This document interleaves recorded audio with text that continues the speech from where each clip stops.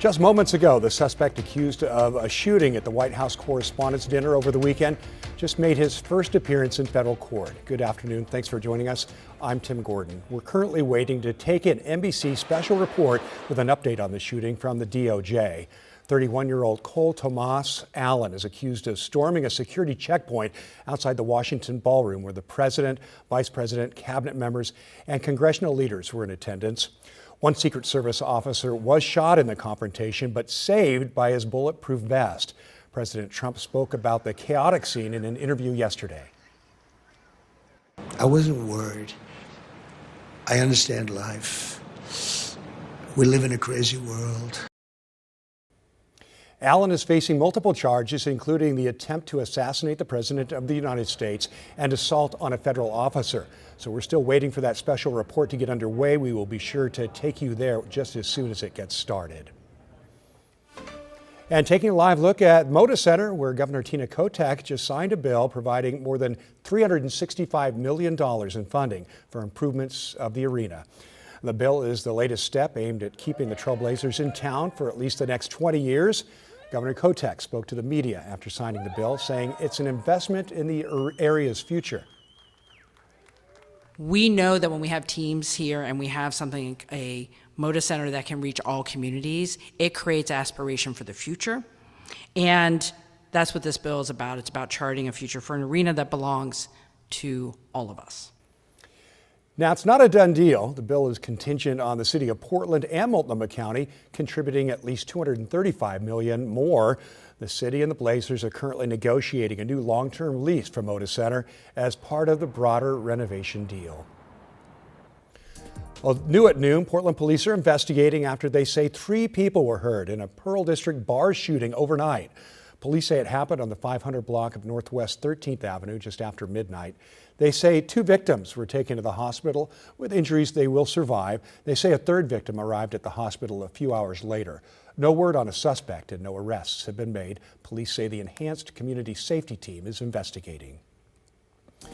Meantime, some Delta Airlines passengers got quite the surprise when a woman gave birth on a flight traveling from Atlanta, Georgia to Portland. Delta confirmed it happened about a half an hour before the flight touched down at PDX on Friday night. Libby Dowsett shows us who stepped in to make sure both the mom and baby were safe.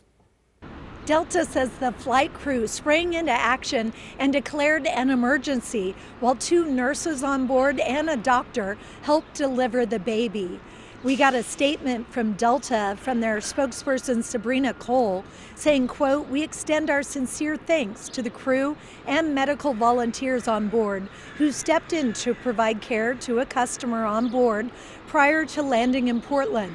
The health and safety of our customers is always our top priority, and we wish the new family all the best." When the plane landed safely at PDX at about 10 p.m. Friday, it was met by medical crews. Delta pointed out their flight crews undergo comprehensive medical training for these exact situations. As for its policy for those flying pregnant, the Delta Airlines website says while it does not impose restrictions on flying while pregnant or require a medical certificate, it does urge passengers, especially those traveling after their 8th month, to check with their doctor beforehand. Other airlines have their own rules. United Airlines says pregnant passengers may need a medical clearance to fly if they're traveling while 9 months pregnant, with additional guidelines for high-risk pregnancies. American Airlines says pregnant passengers must provide a doctor's certificate if their due date is within 4 weeks of the flight. And Alaska Airlines does not have a specific pregnancy policy. And one more note, ticket change fees, according to Delta, they cannot be waived for pregnancy. Libby Dowsett, KGW News. All right, well, that was Libby Dowsett reporting. Out on the coast, local volunteers came to the rescue of the Cannon Beach Fire District, and it was all caught on video. The fire district says crews have been responding to a surfer missing near Chapman Point when the command unit crossed through Ecola Creek and got stuck in a shallow trench. The deputy chief, who was driving that vehicle, says the water level quickly rose above 5 feet. When I first got stuck in that hole, it was only just above we had running boards. So it was just above the running boards the step boards. And then as that tide started to kind of impact it, it started to get a little bit higher and started to hit the door. And then at which point is when the water started to kind of seep in through the bottom of the door. That's tough. It took the help of 2 Jeeps from the 4x4 group in Clatsop County to pull that truck out of the water. The fire district, though, believes that truck is a total loss, except for some equipment they were able to recover. After searching the area, crews did not find a person in distress. All right, taking a live look over downtown Portland now from our Wells Fargo sky cam this afternoon. Some clouds maybe breaking up out there and cooler air moving in to start the week. Here's meteorologist Rod Hill with more. Yeah, and the cooler air because of the lack of sunshine, really, in this case, for the most part. We had the beautiful weekend. It was 68 on Saturday, 72 yesterday. And now we got this marine push. You know, it started to come in on cue this morning, and then the 8 o'clock hour, it was kind of breaking up, and I was wondering, well, but then it re-thickened, and now here we are at noon with low clouds banking all the way up into the Cascades. We will see this pattern repeat tomorrow. That will lead to a couple of cooler days, and then we'll get back to some warming on Wednesday. Here's Chinook Winds Casino Resort in Lincoln City, 55 degrees. I still believe the coast, especially the north coast, likely will not see any sun today. Clouds are pretty solid from the Chehalem Tasting Room out in Sherwood, and I've got another camera for you. This one's at 1,500 feet up into the Cascades, and this would be one of the first areas to clear. This is the Mount Hood, Oregon Resort up in Welches. But no clearing yet. So again, the depth of the cloudiness is pretty solid. West Hills, temperature of 52 degrees. We will need some sun to get up into the low 60s this afternoon. This shows potentially 62 for us at 4 p.m. It's a waiting game.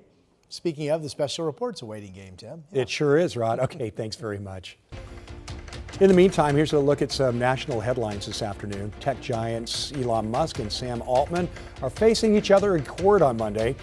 Musk is suing ChatGPT's maker OpenAI and its leaders, including CEO Sam Altman. He claims he was deceived by the executives when OpenAI became a for-profit operation after originally billing itself as a nonprofit mission. The trial comes at a precarious time for OpenAI. The company is on the brink of a massive IPO and faces increased competition among rivals. One of those rivals, Musk's own AI company, xAI. Well, as peace talks stall, Iran is offering a new proposal to the U.S. The country says it will reopen the Strait of Hormuz if the U.S. ends its blockade. But it's not likely to get the president's approval since the deal does not include Iran's nuclear program. Meanwhile, oil prices continue to climb. Gas went up almost 8 cents in Oregon last week alone, with the average price climbing to $5.01 per gallon now. In Washington, the state average is $5.48 per gallon, less than 10 cents from a new record high. And you'll probably have to get used to higher priced airplane tickets. The soaring cost of jet fuel due to the war in Iran is expected to significantly increase airfare prices. But even once fuel prices start to decline, don't expect ticket prices to drop too. In an earnings call last week, United CEO's Scott Kirby said travelers are willing to pay higher ticket prices, so airlines don't have a reason to drop prices. And American Airlines CEO Robert Isom said customers have already been willing to pay more for things like extra legroom or seats closer to the front.